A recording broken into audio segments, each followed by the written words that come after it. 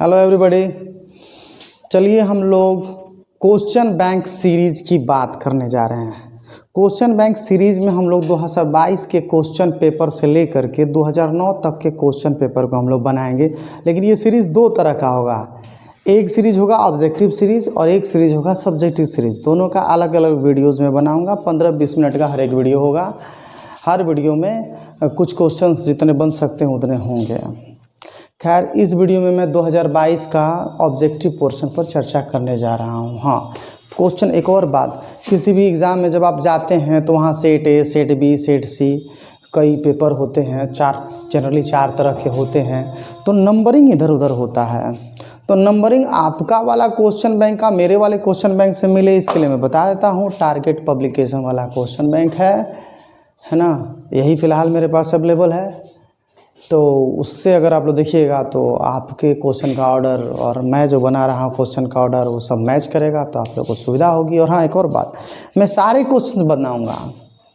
हालांकि यहाँ पर नियम जो है अलग है, किसी साल केवल 50 प्रश्न बनाना है, किसी साल 60 प्रश्न बनाना है। अलग अलग नियम अलग अलग साल के लिए मिल सकते हैं, लेकिन मैं सब अथवा वाले क्वेश्चन हो या जो भी क्वेश्चन, मैं सारे के सारे सोल्व करूँगा, एक्सप्लेन करूँगा। चलिए शुरू करते हैं 2022 का, है ना। 2022 का पहला क्वेश्चन है आपका tan x का इंटीग्रल, लिमिट -पाई से पाई। तो tan x का इंटीग्रल होता है log sec x। लिख दिया मैंने, लिमिट हो गया -पाई से पाई, तो ये log sec pi minus log sec -पाई। अब बहुत ज़्यादा दूर नहीं सोचना है, ऐसे देखिए, आपको वैल्यू याद हो या मत याद हो कोई फ़र्क नहीं पड़ता है। 0 से लेके पाई यहाँ आएगा, इधर प्लस में एंगल होता है तो इस जगह पर पाई बनेगा, और उल्टा डायरेक्शन चलेंगे तो यहीं पर -पाई। मतलब जिस जगह पर पाई एंगल बन रहा है उसी जगह पर -पाई एंगल भी बन रहा है। तो पाई के लिए जो वैल्यू होगा वही वैल्यू -पाई के लिए हो, चाहे वो सेक हो, साइन हो, कॉस हो, टेन हो, सब के लिए। तो log sec पाई बोलें या log sec -पाई बोलें, दोनों का वैल्यू सेम होगा। तो जब दोनों का वैल्यू सेम होगा तो सेम चीज़ एक दूसरे से घट गया, 0 हो गया। इसका ऑप्शन जो है 0 वाला ऑप्शन 1A, 1A हुआ। आइए दूसरी चीज़ देखते हैं। लिमिट है आपका -पाई/4 से पाई/4, है ना। डेफिनिट इंटीग्रेशन वाला रूल आप लोग को याद होगा कि अगर ऊपर नीचे वाला लिमिट सेम हो और अपोजिट साइन का हो, मतलब नीचे माइनस और ऊपर प्लस हो, नीचे माइनस हो और ऊपर प्लस हो, तो ऑड फंक्शन रहने पर इंटीग्रल उसका 0 होगा, इवन फंक्शन रहने पर हाँ दुगना हो जाएगा, लिमिट हो जाएगा 0 से केवल प्लस वाला लिमिट, है ना। मतलब अगर ये इवन फंक्शन होगा तो 0 से पाई/4 होगा और दुगना कर देंगे, और अगर ऑड फंक्शन होगा तो ऑड या इवन जांचने का बहुत आसान सा रास्ता है। इसमें x की जगह -x भर कर देखते हैं कि वैल्यू माइनस में आ रहा है कि प्लस में आ रहा है। तो यहाँ देखिए साइन क्यू, यहाँ मैंने -x रख दिया। अब याद कीजिए, आप लोग को ज़रूर याद होगा, और नहीं भी याद होगा तो फिर से एक बार देखिए। -x को अगर हम लोग फोर्थ क्वाड्रेंट का एंगल समझें, क्योंकि उल्टा माइनस वाले एंगल को उल्टा मापा जाता है, तो -x को अगर हम लोग फोर्थ क्वाड्रेंट का एंगल समझे तो फोर्थ क्वाड्रेंट में केवल कॉस और सेक प्लस में होता है, बाकी सबका मान माइनस में होता है। तो जब बाकी सबका मान माइनस में होता है तो साइन है ना, ये कॉस -x का वैल्यू प्लस cos x होगा, सेक -x का वैल्यू प्लस सेक x होगा, मगर ये साइन -x है तो साइन -x का वैल्यू -x, और हाँ होल पावर 3 है तो माइनस रह ही न जाएगा। तो अगर किसी फंक्शन में x की जगह -x रखने से वैल्यू माइनस में आए तो वो ऑड फंक्शन है, और वैल्यू अगर प्लस में आए तो इवन फंक्शन है। ये ऑड फंक्शन है, विषम फलन है, तो ऐसे में इसका इंटीग्रल 0 होगा, है ना।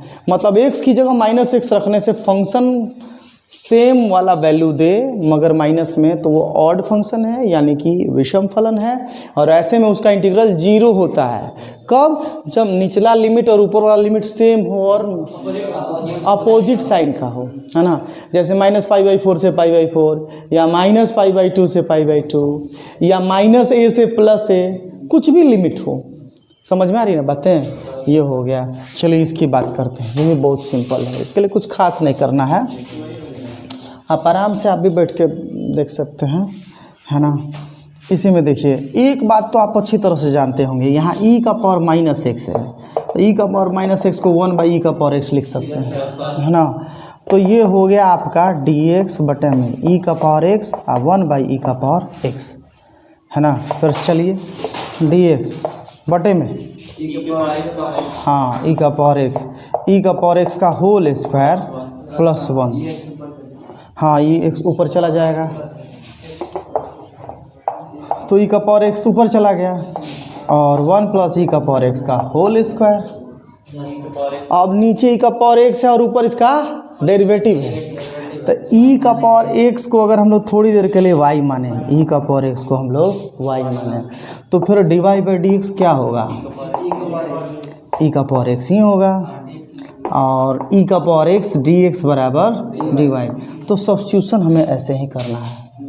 सब्स्टिट्यूशन में e का पावर x dx हो गया हमारा dy, ऊपर कुछ नहीं बचा 1 और नीचे 1 + y²। और याद कीजिए तो फॉर्मूला है tan इनवर्स y, है ना। एक्चुअली ये फार्मूला होता है ना 1/1 + x² का इंटीग्रल होता है tan इनवर्स x + c, तो यही वाला ना है, तो ये tan इनवर्स y, है ना, अब प्लस c, हाँ बिल्कुल। तो tan इनवर्स y का वैल्यू क्या रखें हम लोग, e का पावर x + c, यही आंसर हो गया हम लोगों का। ये क्वेश्चन हो गया। चलिए इसके बाद वाला क्वेश्चन देखते हैं। इसके बाद वाला क्वेश्चन वो भी सिंपल ही है, कुछ खास नहीं है।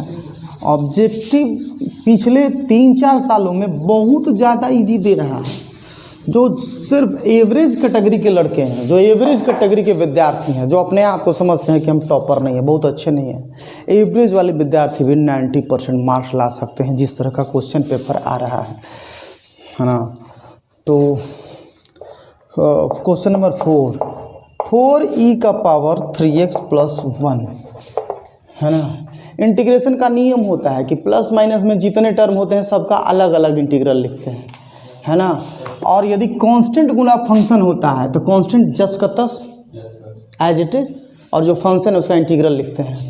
तो 4e⁻³ 3x है, गुणा में है, तो 4 एज इट इज e का e ही होता है, e का इंटीग्रल e ही होता है, मगर x के कोफिशिएंट से भाग देना, तो x के कोफिशिएंट से हम लोग भाग दिए। अब 1 का इंटीग्रल 1 × x + c, मिला लीजिए आंसर आपका, है ना। इसका आंसर कौन सा है, हाँ बी मैच कर रहा है, बी, है ना, 4 का बी। चलिए हो सकता है आप कोई दूसरा सेट देख रहे हो तो उसमें ऑप्शन बी की जगह सी हो, डी हो, कोई बात नहीं, तो आप आंसर देख लीजिए, आंसर जिससे मैच करे हो जाए। अब इसमें 1 × e का पावर x लिखा है, हो सकता है आप में ऐसे लिखा होगा 4/3e⁻³ + x + c, सेम चीज़ है, थोड़ा सा अरेंज करके लिखा हुआ है। अच्छा इसमें question number 5 3√x, very simple. आप लोग जानते हैं √x मतलब होता है x का पावर 1/2, और हाँ x का पावर 1 का इंटीग्रल का फॉर्मूला क्या होता है, x का पावर n + 1/n+1, ठीक है। तो ऐसे में ये 3 एज इट इज बना रहा है, x का पावर 1/2, रूट का मतलब ही होता है पावर 1/2, हाँ। अगर ये रूट ऐसे रहता और रेडिकेंड 3 रहता तो मतलब x का पावर 1/3, यहाँ कुछ नहीं दिया है रेडिकेंड में, तो 3 x का पावर 1/2, x का पावर n वाले फार्मूला से, हाँ x का पावर 1/2 + 1/1/2 + 1 3, x का पावर 3/2 और 3/2, ये नीचे वाला उलट के गुणा होगा, प्लस c तो रहेगा 3 × 2/3, x का पावर 3/2 + c, है ना। तो 2x का पावर 3/2 + c आंसर हुआ, है ना। इसका कौन सा आंसर मैच कर रहा है, अच्छा ए नंबर मैच कर रहा है, ठीक है। 5 का ए मिला। इसमें 6 क्या दिया हुआ है, 6 तो सीधे फॉर्मूला है भाई, dx बटा में √1 - x², हाँ। तो ऐसे देखिए √1 - x² dx, इसका इंटीग्रल हुआ साइन इनवर्स एक्स। अगर किसी को नहीं याद है तो ऐसे सोचिए ना कि साइन इनवर्स एक्स का डेरिवेटिव होता है 1/√1 माइनस एक्स स्क्वायर। तो इसका मतलब 1/√1 माइनस एक्स स्क्वायर का इंटीग्रल होगा साइन इनवर्स एक्स। ये हुआ ऐसे। क्वेश्चन नंबर 7 देखिए, 2 है 1/1 plus 4x square. Very simple. अभी थोड़ी देर पहले हम लोगों ने ऐसा देखा है ना। चलिए इसको 2 ऐसे में 1 प्लस 2x का होल स्क्वायर लिख दें, 2x का होल स्क्वायर लिख दें ना, तो 1/1 प्लस x स्क्वायर है ना। तो 2 tan इनवर्स 2x बटा में 2 प्लस c है ना। समझ में आ रहा है? तो नियम ही होता है इंटीग्रल का कि x का जो कोफिशिएंट है उससे हम लोग डिवाइड करते हैं। ठीक है, ये हुआ हम लोग का क्वेश्चन नंबर 7। आइए क्वेश्चन नंबर 8 की बात करते हैं। क्वेश्चन नंबर 8 में भी कुछ खास नहीं है। ठीक है,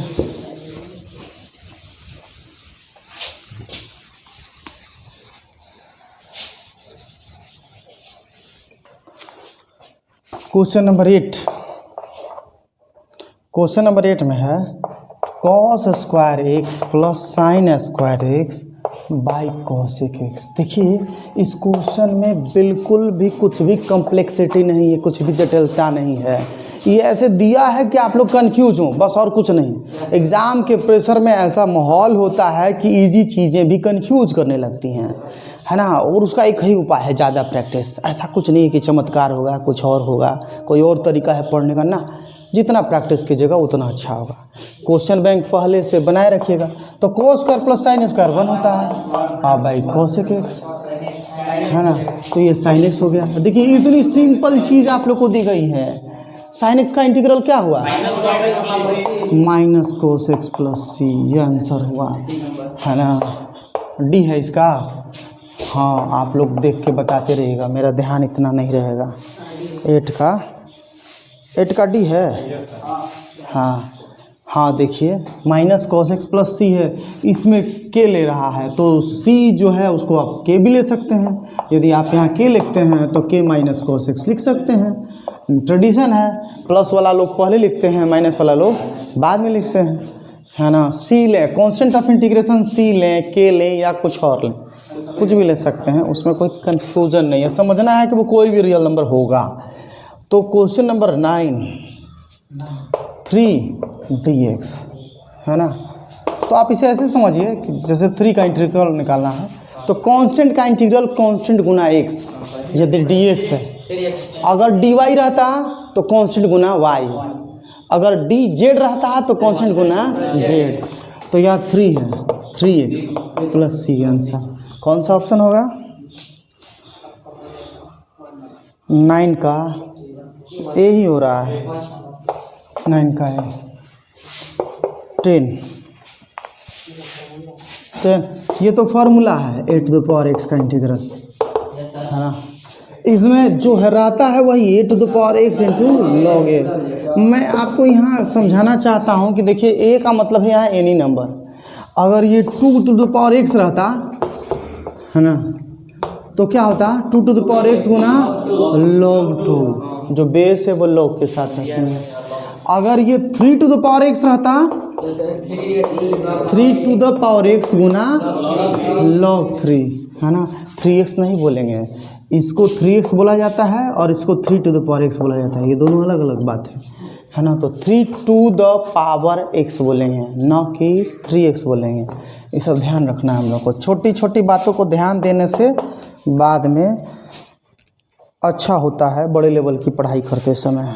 क्वेश्चन नंबर 11 में है आपका दिया हुआ x बराबर 0 1 1 0। देखिए ये देखने में लग रहा है जैसे यूनिट मैट्रिक्स है, मगर ये यूनिट मैट्रिक्स है नहीं।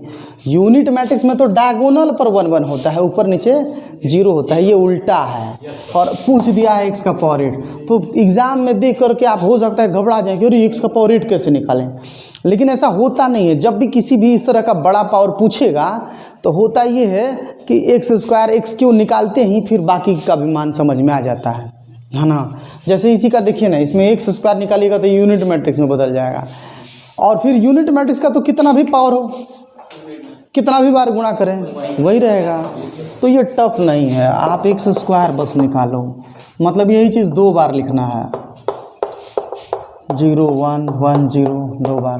तो ये ऐसे रो हुआ, कॉलम से आप गुणा कर रहे हो, है ना, 0 1 0 प्लस 1, फिर इससे आपने इसमें गुणा किया, पहला नंबर 0 1 0, फिर 1 0 0, ये हुआ। फिर आपका इससे गुणा करने चले इसमें, तो 0 प्लस 0 और 1 प्लस 0। और देखिए जैसी कि बात हम लोग की हुई थी अभी, ये हो गया यूनिट मैट्रिक्स। अब ये एक्स का पावर 8 को आप ऐसे समझिए ना, एक्स स्क्वायर का होल पावर 4, और एक्स स्क्वायर तो है यूनिट मैट्रिक्स, है ना, आई, तो आई का पावर 4। अब आई का पावर 4 हो या 6 हो या 7 हो, उसे आई ही होना है, जो कि है 1 0 0 1। अब देख लीजिए इसका ऑप्शन अपने से, है ना, कौन सा ऑप्शन है इसका? इसका ऑप्शन है आपका डी, 11 डी। चलिए 11 के बाद 12 की बात मैं कर रहा हूँ। 12, अरे भाई 12 तो फार्मूला है, x बिलोंग्स टू r, है ना, tan inverse x plus cot inverse x। tan inverse x plus cot inverse x का फार्मूला होता है π/2, है ना। ऐसा ही और 2 फार्मूला होता है, sine inverse x plus cos inverse x, sec inverse x plus cosec inverse x, ठीक है। तो हम लोग जो क्वेश्चन बैंक सोल्व करने जा रहे हैं इसमें आप लोग को यही फ़ायदा होगा। ऐसा नहीं है कि मैं आपको सीधे क्वेश्चन बैंक का सारा क्वेश्चन बताता जाऊंगा, इसके साथ साथ इसके जैसी जो दूसरी चीज़ें होंगी उसको भी मैं रिलेट करता जाऊंगा, है ना, देखते रहना है। तो क्वेश्चन 12 का हो गया, ये आंसर है, ये देख लीजिए 12 का कौन सा आंसर, बी, 12 का बी। और आइए 13 में आपसे कोसेक इनवर्स 2 पूछ रहा है, तो एंगल बताना है कि कोसेक का मान 2 किस एंगल पर है ना, 30 डिग्री, दैट इज़ π/6। कौन सा आंसर है आपका? इसका जो है सी, 13 का सी हुआ। 14 की बात करते हैं। 14 देखिए, a नॉट बी बराबर AQ प्लस BQ दिया है। अब नीचे पूछ रहा है कि यह संक्रिया साहचर्य है या क्रम विनिमय है, मतलब एसोसिएटिव है या कम्यूटेटिव है, इसी बारे में पूछ रहा है। देखिए ये आपका पढ़ना है रिलेशन एंड फंक्शन चैप्टर का सबसे लास्ट वाला एक्सरसाइज है, बाइनरी ऑपरेशन, है ना, बाइनरी ऑपरेशन का सवाल है। और हो सकता है आपने बाइनरी ऑपरेशन नहीं पढ़ा हो, नो मैटर, बाइनरी ऑपरेशन का सवाल ऐसा है कि कोई बाइनरी ऑपरेशन पढ़ा हो या मत पढ़ा हो, सबको समझ में आता है। देखिए ना, अब आप यहीं पर माना कि आपने कुछ नहीं पढ़ा, तो क्वेश्चन इन्हें तो बता दिया कि a नॉट b का मतलब समझना है AQ प्लस BQ, मतलब अगर 2 नॉट 3 रहेगा तो हमें 2Q प्लस 3Q समझना है, अगर 3 नॉट 7 रहेगा तो हमें 3Q प्लस 7Q समझना है। बताइए इसके लिए पहले से बाइनरी ऑपरेशन पढ़ने की क्या ज़रूरत है? ये तो बता ही दिया है कि इसका मतलब ये समझो। अब ये समझने के बाद पूछ रहा है कि बताओ भाई ये साहचर्य है कि क्रम विनिमय है। तो मैं आपको थोड़ा सा बगल में नियम लिखा दे रहा हूँ, क्रम विनिमय जिसको अंग्रेजी में कहा जाता है कम्यूटेटिव। इसके लिए बहुत सिंपल है, अगर a नॉट b और b नॉट a, मतलब सीधा और उल्टा दोनों तरह से कैलकुलेशन करने पर एक ही चीज़ आएगा, तो मतलब क्रम का विनिमय करने से, क्रम को पलटने से वैल्यू पर कोई असर नहीं पड़ रहा है। अब बताइए क्या क्रम विनिमय नियम याद करने की ज़रूरत है आपको? क्रम विनिमय, क्रम का बदलाव करने से भी कोई असर न पड़ना है। माना कि आपने बाइनरी नहीं पढ़ा है, तो बाइनरी नहीं पढ़ने से भी बाइनरी का कोई एग्ज़ाम में क्वेश्चन आप लोग से नहीं छूटने वाला है। बस क्वेश्चन बैंक को आप मेरे से समझ लो, है ना, या मेरी तरह किसी से भी आप समझ लो, काम आपका हो जाएगा। क्रम विनिमय साहचर्य देख लीजिए आप, साहचर्य इसको अंग्रेजी में एसोसिएटिव कहते हैं। मतलब क्वेश्चन बैंक की सीरीज जो मैं बना रहा हूँ उसमें कोई पर्टिकुलर चैप्टर, छोटा चैप्टर, बड़ा मेन चैप्टर आपने पढ़ लिया है और कोई छोटा चैप्टर आपने नहीं भी पढ़ा है तो आपको कोई हर्ज नहीं है, आपको समझ में आएगी सारी चीज़। साहचर्य में क्या है? साहचर्य में कहा जा रहा है कि अगर अगर 3 नंबर के बीच यही ऑपरेशन किया जाए तो पहला दोनों को एक साथ करके और तब तीसरा के साथ करें, या दूसरा तीसरा का एक साथ करके तब पहला का करें। इससे अगर वैल्यू पर कोई असर नहीं पड़ता हो तो मतलब साहचर्य नियम है, उसमें साथ चलने वाला नियम है। ए बी सी अगर साथ हो तो ए बी को साथ करके तब सी को साथ किया जाए, या बी सी को साथ करके तब ए का साथ किया जाए। अगर एक ही वैल्यू आ रहा है मतलब साहचर्य है, साथ चलने वाला है। अगर अलग अलग वैल्यू आ गया तो मतलब साहचर्य नहीं। अब यहीं पर देख लो आप, ए नोट बी नोट आपने देखा ही, इसका उल्टा देख लो, b naught a naught, b q a q, ये तो बराबर है, जोड़ ही ना है। तो ए नोट और बी नोट बराबर बी नोट ए नोट, मतलब क्रम विनिमय है, कम्यूटेटिव है। तो क्रम विनिमय यानी कि कम्यूटेटिव है। अब आइए साहचर्य वाली बात कर लें हम लोग, साहचर्य वाली बात कर लें हम लोग। ए नोट बी नोट का मतलब हुआ ए क्यू प्लस बी क्यू, और इसके साथ फिर सी का नोट, और फिर नोट का मतलब ही यहाँ हमें समझना है कि पहला साइड का क्यूब प्लस दूसरा साइड का क्यूब। यहाँ नोट का क्वेश्चन में ये ऐसा है, मत समझिए कि नोट का मतलब यही होता है, ऐसा नहीं होता है। हर क्वेश्चन में अलग अलग बात लिखा रहेगा। यहाँ बोला कि नोट का मतलब दोनों का क्यूब करके जोड़ना है, कहीं हो सकता है बोले कि नोट का मतलब गुणा करना है, कहीं हो सकता है बोले भाग करना है, अलग अलग चीज़ें हो सकती है। तो जो बोलेगा वो करेंगे, है ना। तो ए क्यू, तो इसका मतलब हमें समझना है कि नोट से यानी जीरो जो दिख रहा है उसके पहले वाला का क्यूब प्लस उसके बाद जो दिख रहा है उसका क्यूब। तो a q plus b q का होल क्यू, इसके पहले वाला का क्यूब प्लस सी क्यू, ठीक है। अब इधर देखिए, यहाँ भी ए नोट और b naught plus c naught, b naught c, b q plus c q. अब नोट एक ही ना है, तो ए क्यू और b q plus c q का होल क्यू। अब खुद आप बताइए क्या दोनों साइड बराबर होगा, है ना।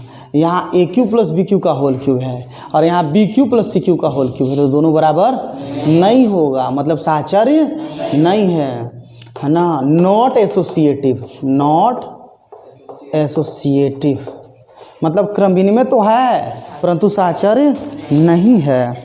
इसमें ऑप्शन दिया है हाँ बी, 14 का बी, 14 का बी हो सकता है। कोई दूसरा सेट हो तो ऑप्शन दूसरा हो, लेकिन आंसर तो लिखा हुआ है ना कि कम्यूटेटिव हाँ है और एसोसिएटिव ना नहीं है।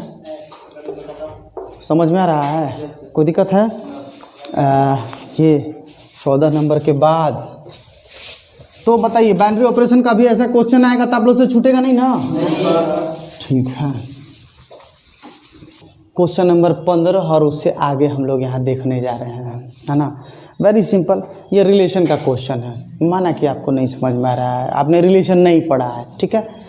तो एग्ज़ाम का क्वेश्चन पेपर सोल्व करने के लिए 30 से 40% क्वेश्चन ऐसे होते हैं जिसके लिए कोई सिलेबस नहीं भी पढ़ा है और छोटी छोटी बातें जान लेगा तो 30% क्वेश्चन वो बना लेगा। आप समझ रही कितनी बड़ी बात है। बिना सिलेबस का कुछ भी पढ़े, केवल क्वेश्चन बनाना आप 30 पर मतलब पास तो आप हो जाओगे बिना पढ़े ही। बस आपको ये देखना है क्वेश्चन बैंक में सवाल कैसे बन रहा है। समझ में आ रही बातें? कोई प्रॉब्लम है? अच्छा, तो इसी दौरान हम लोग देखते हैं पहला क्वेश्चन कह रहा है ए बराबर मंझोला कोष्ठक में ए बी सी, तो पूछ रहा है कि यहाँ कितने रिलेशन बनेंगे सेट ए में, सेट ए में कितने रिलेशन। आइए मैं मान के चल रहा हूँ कि आपने रिलेशन नहीं पढ़ा है। रिलेशन की से रिलेटेड बहुत सारी बातें हैं, लेकिन मैं सिर्फ काम की बात आप लोगों को बता रहा हूँ, यहाँ वाले काम की बात। तो पहले भाई आप समझिए कि ए से बी में रिलेशन, ए से बी में रिलेशन का मतलब शॉर्टकट में समझिए ए क्रॉस बी का सबसेट। समझ में आ रहा है? वैसे ही ए पर रिलेशन, ए पर रिलेशन का मतलब समझना है ए से ए में रिलेशन, ए से ए में रिलेशन मतलब रिलेशन ऐसे बन रहा है कि यहाँ पहला सेट भी ए है दूसरा सेट भी ए है। तो ए से ए में रिलेशन मतलब ए गुना ए का सबसेट। मतलब आपसे ये पूछा जा रहा है, अगर पूछा कि ए में कितना रिलेशन बनेगा मतलब आपसे पूछ रहा है कि ए क्रॉस ए का कितना सबसेट होगा। तो भाई आप बता दो ए क्रॉस ए में कितने मेंबर बनेंगे। हाँ यहाँ 3 मेंबर है तो 3 गुना 3 9 मेंबर बनेंगे। और फिर सबसेट ए क्रॉस ए के सबसेट्स की संख्या भाई किसी भी सेट की सबसेट की संख्या होती है 2 का पावर n। किसी भी सेट के सभी सबसेट की संख्या होती है 2 का पावर n। तो यहाँ 9 है ना, 2 का पावर 9 512 है ना, समझ रहे हैं। तो माना कि रिलेशन आपने नहीं पढ़ा है तो भी ये काम हो जाएगा ना। तो क्वेश्चन बैंक पढ़ना किसी टीचर से अलग बात है, आप खुद से क्वेश्चन बैंक बनाना अलग बात है, ये आप लोग जान लीजिए, है ना।